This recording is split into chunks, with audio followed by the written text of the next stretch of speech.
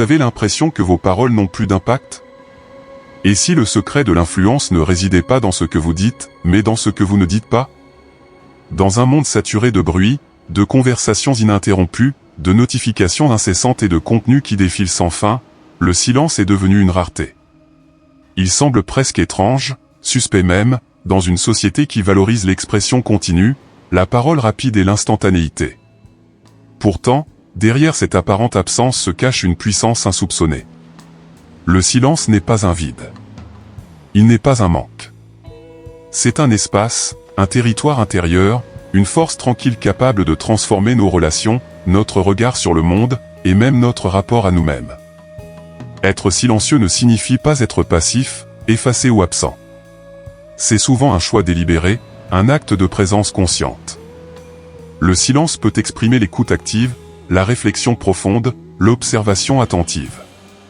Dans bien des situations, il est plus éloquent qu'un discours long ou une réaction immédiate. Dans un échange, une pause bien placée peut en dire long sur notre ressenti, sur ce que nous pensons mais ne disons pas. Le silence laisse de la place à l'autre, au non-dit, à l'émotion brute. Il permet au dialogue de s'approfondir, de sortir de la superficialité. Il ouvre un espace de résonance. Mais le silence, justement parce qu'il est rare et inhabituel, est souvent mal interprété. Dans une société où l'on s'attend à une réponse rapide, à un avis tranché, à une présence démonstrative, garder le silence peut déstabiliser. On le confond parfois avec du mépris, il ne répond pas, donc il ne me respecte pas. D'autres y voient de la faiblesse, elle ne dit rien, donc elle n'ose pas parler. Certains encore y lisent de l'arrogance, voire de l'agressivité passive, ils m'ignorent. Ils me jugent. Ce malentendu vient du fait que nous projetons sur le silence nos propres peurs, peur du rejet, peur de ne pas être compris, peur du vide relationnel. Lorsqu'une personne reste silencieuse, cela nous confronte à l'incertitude, à l'impossibilité de tout contrôler ou de tout comprendre. Et cette incertitude, l'humain la supporte difficilement. Mais si le silence est maîtrisé, assumé, et porteur d'une intention claire, il devient un outil redoutable. Il peut désamorcer une tension, créer un moment de bascule dans une conversation, ou simplement affirmer une présence forte, sans avoir besoin de s'imposer par les mots. Le silence n'est pas une absence de communication. Il est une forme de communication en soi. Il parle. Il transmet des messages puissants, parfois plus puissants que les mots eux-mêmes. Dans une dispute, le silence peut signifier « je refuse d'entrer dans ce jeu ». Dans un moment d'émotion, il peut dire « il n'y a rien à ajouter ». Je ressens, simplement. Dans une relation tendue, il peut exprimer « je me protège ». Je prends du recul. Loin d'être une faiblesse, le silence peut aussi devenir un acte de résistance, ne pas répondre à une provocation, ne pas alimenter une polémique, ne pas céder à la pression de devoir toujours tout expliquer. Parfois, ne rien dire, c'est affirmer son intégrité, sa solidité intérieure. Dans un groupe, celui qui parle peu attire souvent l'attention non pas par excès, mais par tenue. On se demande ce qu'il pense. On essaie de deviner ses intentions. Le silence crée un vide que l'esprit veut combler. Et ce vide, paradoxalement, donne du pouvoir à celui qui le maîtrise.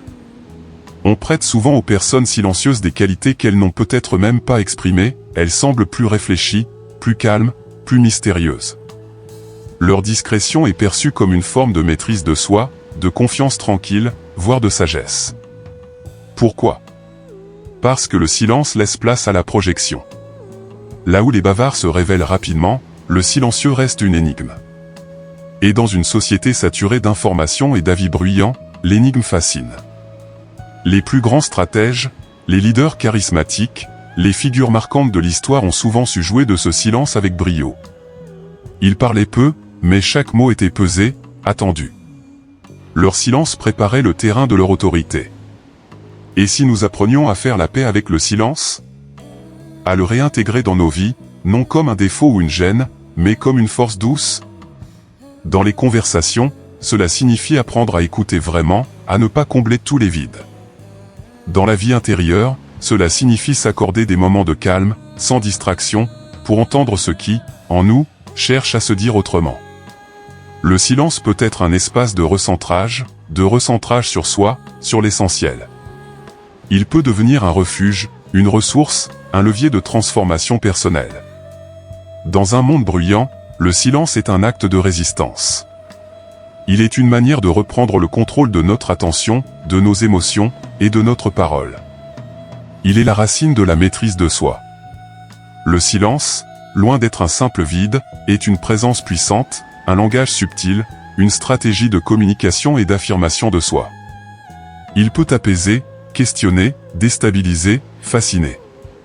Il est un outil à la fois simple et redoutable, que l'on gagne à redécouvrir dans nos relations personnelles, sociales et professionnelles. Dans un monde qui parle trop, ceux qui savent se taire au bon moment deviennent inoubliables.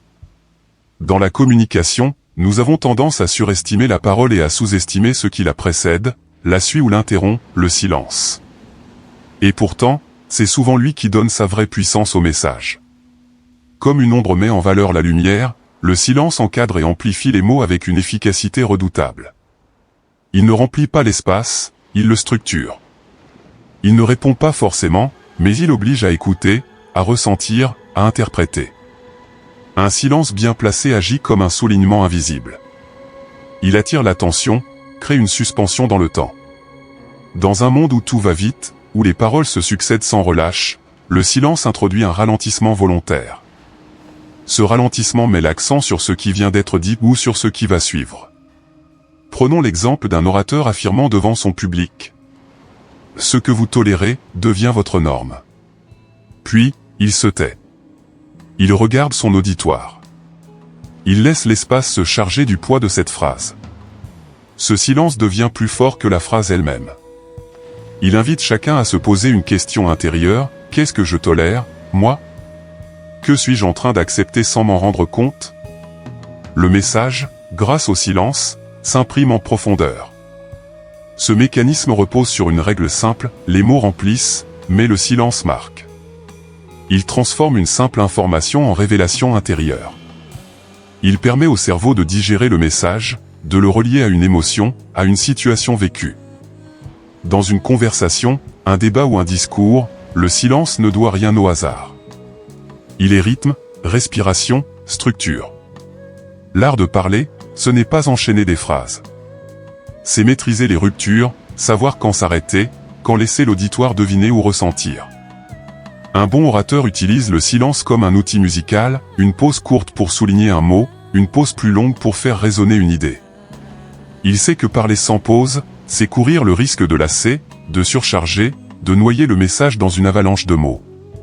À l'inverse, un silence, même bref, permet de créer un contraste, une tension. Il devient un moment d'écoute active, un appel à l'attention. Il marque une transition, il accentue une rupture, il prépare une chute. Il est, en somme, la ponctuation émotionnelle du discours. Savoir quand se taire, c'est aussi une forme d'intelligence sociale. Dans un échange, celui qui interrompt le moins, qui écoute sans précipitation, qui prend le temps avant de répondre, dégage une impression de maîtrise, de calme, d'assurance. Son silence devient une posture, une présence forte, un espace d'influence silencieuse. Il existe une forme de silence plus rare, plus puissante encore, le silence volontaire face à l'attente d'une réaction. Ce silence-là ne cherche pas à souligner une idée, mais à créer un effet psychologique chez l'autre. Imaginez une scène tendue, une question posée avec insistance, une critique lancée, un reproche formulé avec violence. Que se passe-t-il si l'interlocuteur ne répond pas ? Il regarde. Il reste silencieux. Il laisse l'autre face à ses propres mots. Ce silence peut être déstabilisant, voire insupportable. Il crée un vide que l'autre cherche à combler, souvent en parlant davantage, en se justifiant, en révélant des failles.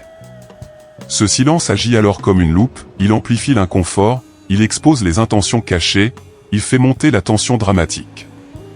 C'est une tactique connue en négociation, en interrogatoire, en médiation, laisser parler, ne pas combler le vide, permettre à l'autre de se dévoiler. Le silence devient une zone d'inconfort contrôlé, une zone où l'on ne dit rien, mais où l'on obtient beaucoup. De façon plus subtile, le silence peut aussi être utilisé pour susciter l'intrigue, l'intérêt. Dans une discussion, un regard silencieux, une pause inattendue, un retrait calculé peuvent faire naître la curiosité, voire le désir.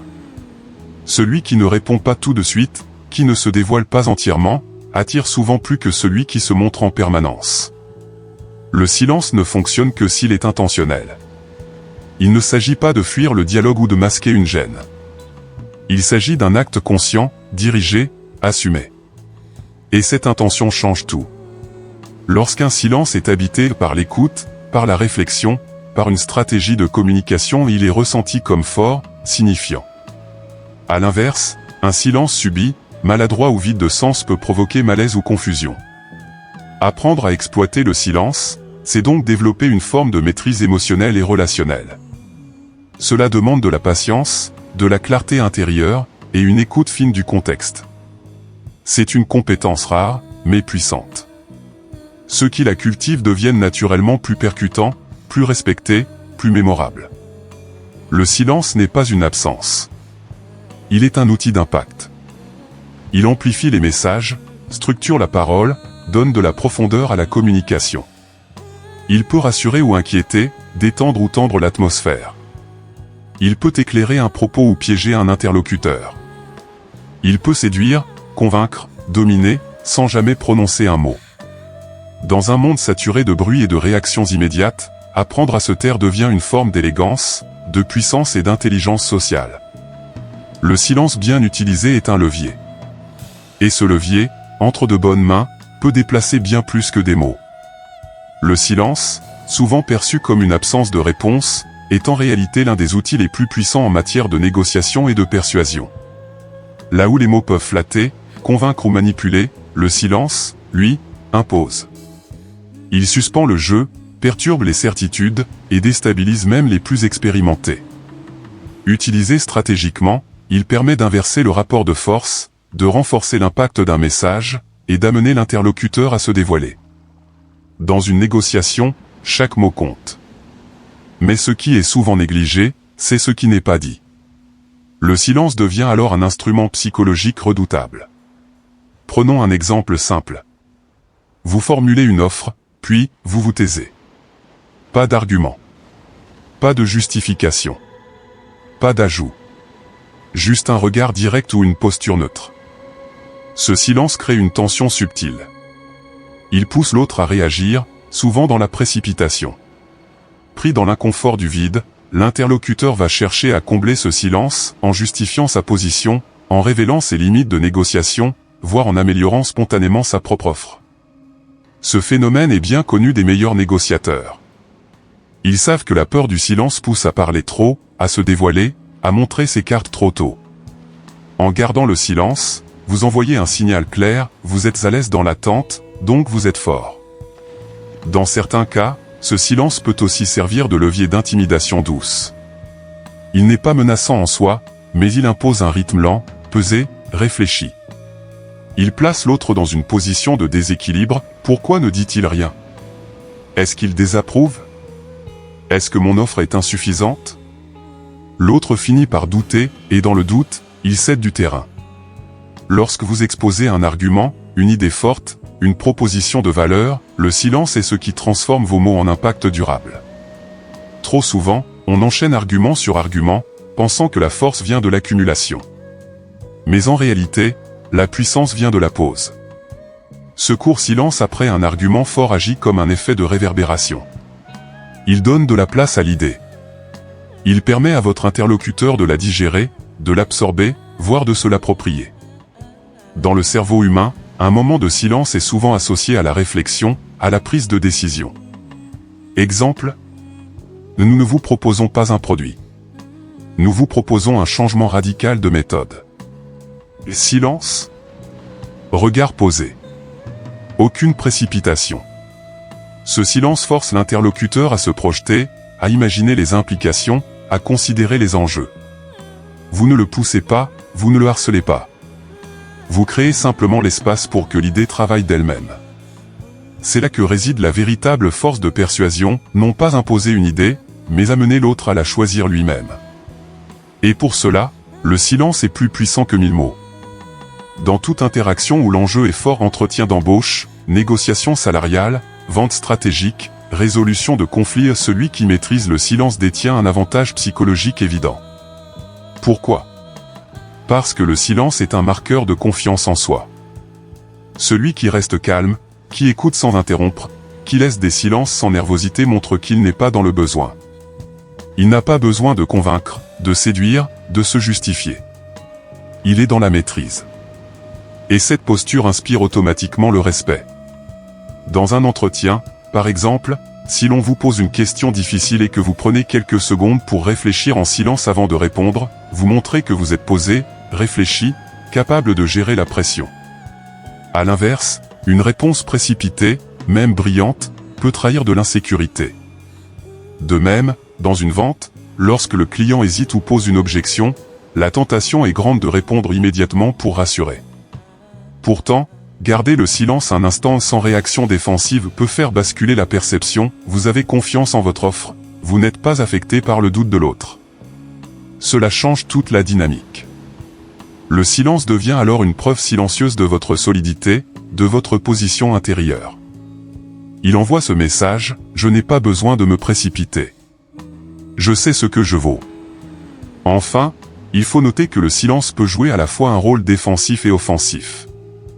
Il vous protège, d'abord, en vous donnant du temps pour réfléchir, pour observer, pour ne pas vous faire piéger dans une réponse émotionnelle. Il vous évite de dire ce que vous pourriez regretter, surtout en situation tendue. Mais il peut aussi être offensif, lorsqu'il est utilisé pour créer une pression, inverser la charge émotionnelle ou tester la résistance de l'autre. Dans un conflit, garder le silence peut être plus puissant que riposter. Cela oblige l'autre à se confronter à ses propres mots, à sa propre posture. Dans la négociation et la persuasion, le silence est une arme stratégique. Il ne s'agit pas de parler le plus fort ni le plus vite, mais de parler avec maîtrise. Et parfois, cette maîtrise consiste à ne pas parler du tout. Un silence bien utilisé permet d'obtenir plus avec moins. Il donne du poids à vos idées, de l'espace à la décision, et une profondeur à votre présence. Il vous permet d'observer, de respirer, de reprendre le contrôle. Il transforme la parole en acte d'influence, et l'écoute en puissance. Dans un monde de compétition verbale, celui qui sait se taire au bon moment devient celui qu'on écoute vraiment. Parler en public, ce n'est pas seulement enchaîner des mots. C'est sculpter l'attention, rythmer les émotions, marquer les esprits. Et pour cela, il ne suffit pas de bien parler, il faut aussi savoir se taire. Le silence, bien placé, transforme un discours ordinaire en moment inoubliable. Il attire l'attention, il donne du poids à chaque mot, il crée un impact que la parole seule ne pourrait jamais atteindre. En prise de parole, un silence avant une idée forte capte l'attention. Il prépare l'auditoire, suscite l'attente. L'audience sait que quelque chose d'important va suivre. Elle est suspendue à vos lèvres. Puis vient l'idée. Il ne s'agit pas de changer le monde. Il s'agit d'oser commencer. Et là, vous vous taisez. Vous laissez le silence ancrer le message. Vous donnez à l'auditoire le temps de ressentir, de digérer, de faire le lien avec sa propre vie. C'est dans ce vide apparent que la phrase se grave.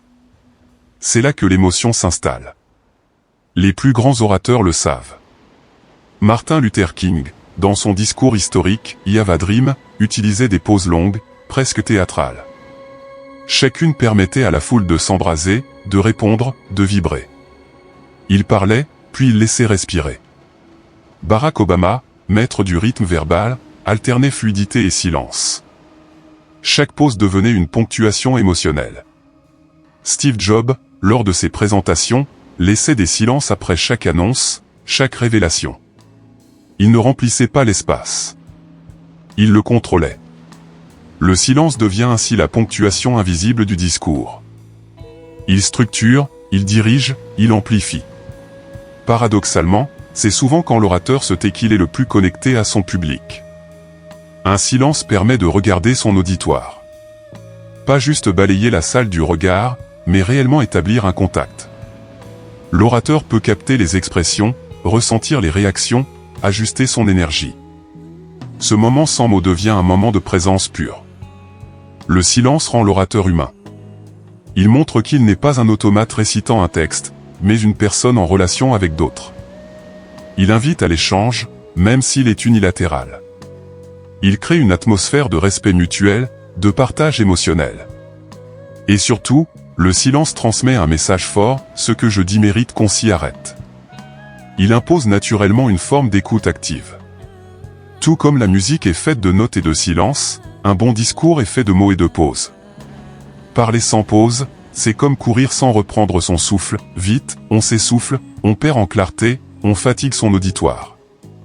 Le silence permet à l'orateur de respirer, mais surtout à l'audience de suivre, de comprendre, de ressentir. Il crée du rythme, évite la monotonie, donne du relief. Il permet de marquer les transitions, de souligner les messages clés, d'ancrer une émotion. Mais attention, tous les silences ne se valent pas. Un silence trop court passe inaperçu. Un silence trop long devient gênant, et détourne l'attention. La pause efficace est celle qui tombe au bon moment, avec la bonne durée, dans la bonne intention. Cela demande du travail, de la pratique, de l'écoute de soi et des autres. Les meilleurs orateurs ne laissent rien au hasard, leurs silences sont calculés, travaillés, testés. Ils deviennent leur signature. Une bonne pause se fait.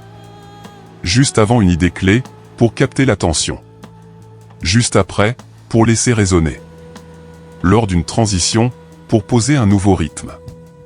Face à une réaction du public, pour montrer qu'on l'écoute, qu'on l'intègre. Le silence, dans ce cas, n'est pas un retrait.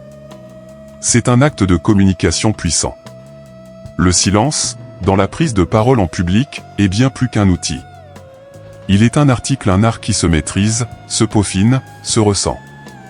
Il donne du charme, de la profondeur et de la dignité à la parole. Dans un monde où tant de discours se ressemblent, où les mots s'enchaînent sans âme, celui qui sait se taire au bon moment capte, retient, touche. Car parfois, le silence dit tout ce que les mots n'osent pas dire. Le silence n'est pas qu'une absence de bruit ou de mots. C'est une présence différente, un espace intérieur que l'on apprend à habiter. S'il peut être utilisé comme un levier de pouvoir, d'influence ou d'impact, il est avant tout une discipline, un art subtil, qui demande du temps, de la conscience et de la pratique. Dans un monde qui valorise la rapidité, la spontanéité et le bruit constant, cultiver le silence peut sembler contre-intuitif. Et pourtant, c'est précisément ce choix à contre-courant qui le rend puissant. Le silence est une force. Et comme toute force, il s'apprend. Tout commence par l'intérieur. Pour maîtriser le silence dans ses interactions avec le monde, il faut d'abord l'apprivoiser en soi. La méditation, qu'elle soit laïque ou spirituelle, offre un cadre idéal pour cela. En méditant, on s'exerce à observer sans juger, à respirer dans le vide, à accueillir l'absence de stimuli comme une richesse et non comme un manque. On découvre que le silence n'est pas vide, il est plein de nuances, de sensations, de pensées passagères. Ce silence intérieur devient alors un refuge, une source d'ancrage. Il nous apprend à ne pas réagir automatiquement, à laisser passer les émotions sans forcément les verbaliser. Il devient une base solide sur laquelle construire une présence calme, forte, posée. Maîtriser le silence, c'est aussi apprendre à laisser de l'espace à l'autre. Trop souvent, nous écoutons pour répondre, non pour comprendre. Nous préparons notre réponse pendant que l'autre parle, nous comblons chaque blanc, chaque pause, par peur du vide. L'écoute active, au contraire, consiste à être pleinement présent, à ne pas interrompre, à ne pas combler. On laisse l'autre aller au bout de sa pensée. On accepte les silences entre les phrases. Et on se rend compte que ces silences sont souvent des ponts, des zones où la vraie profondeur émerge. En laissant cet espace, on devient un miroir, une présence rassurante, un interlocuteur rare. Et notre parole, quand elle surgit, est d'autant plus percutante qu'elle n'est pas précipitée. Parler peut devenir une habitude automatique. Une manière de se rassurer, de remplir l'espace, de fuir le malaise. Cultiver l'art du silence implique de prendre conscience de ces automatismes. Posez-vous ces questions. Pourquoi est-ce que je parle maintenant? Est-ce une réponse nécessaire, ou un réflexe? Est-ce que je cherche à combler un vide intérieur? Est-ce que je pourrais dire moins, ou ne rien dire du tout? Cette observation ne vise pas à culpabiliser, mais à clarifier ses intentions. Plus vous devenez conscient de vos impulsions verbales, plus vous gagnez en liberté. Et cette liberté ouvre la voie à une communication plus juste, plus maîtrisée, plus respectée. Utiliser le silence, ce n'est pas se taire pour fuir ou éviter. ce n'est pas un retrait passif, mais un acte actif, stratégique, volontaire. C'est choisir de ne pas réagir tout de suite. Choisir de ne pas répondre immédiatement. Choisir de laisser l'espace respirer. C'est être capable de dire intérieurement: je pourrais parler maintenant, mais je choisis de ne pas le faire. Et dans ce choix, il y a puissance, maîtrise, autorité naturelle. Le silence devient alors un langage à part entière, une manière de communiquer ce que les mots ne peuvent pas toujours exprimer.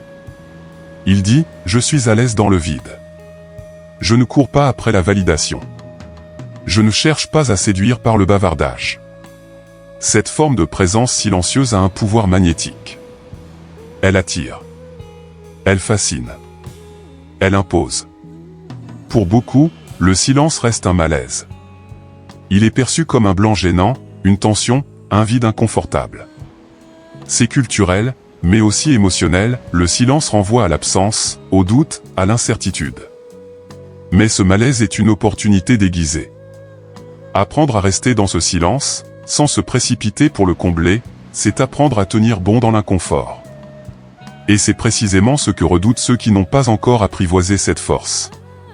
Car dans le silence maîtrisé, l'énergie se retourne, ce n'est plus vous qui ressentez la gêne, c'est l'autre. C'est là que naît la véritable puissance personnelle. Lorsque vous n'avez plus peur du vide, ni de l'absence de réaction, vous devenez libre. Votre parole devient plus rare, donc plus précieuse. Votre présence devient plus intense, donc plus remarquée. Et surtout, vous devenez imprévisible. Inclassable. Incontrôlable. Cultiver l'art du silence, ce n'est pas seulement se taire. C'est se réapproprier son espace intérieur. C'est apprendre à choisir quand parler, pourquoi parler, et quand se taire. C'est devenir acteur de sa communication, et non victime de ses réflexes. C'est aussi, et surtout, redevenir maître de soi. Car celui qui sait se taire avec intention, qui accepte le silence sans peur, qui habite le vide avec sérénité, détient une force que peu osent affronter. Alors commencez petit, une pause avant de répondre. Un silence pendant une écoute. Une absence de justification.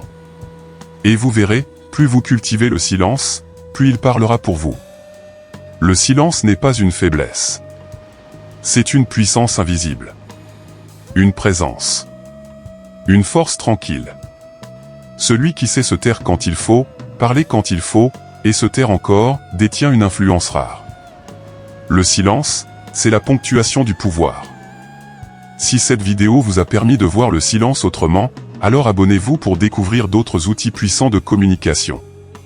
Likez, commentez, partagez et surtout dites-moi, avez-vous déjà utilisé le silence comme une arme d'influence? Et si votre plus grande force, c'était de ne rien dire du tout?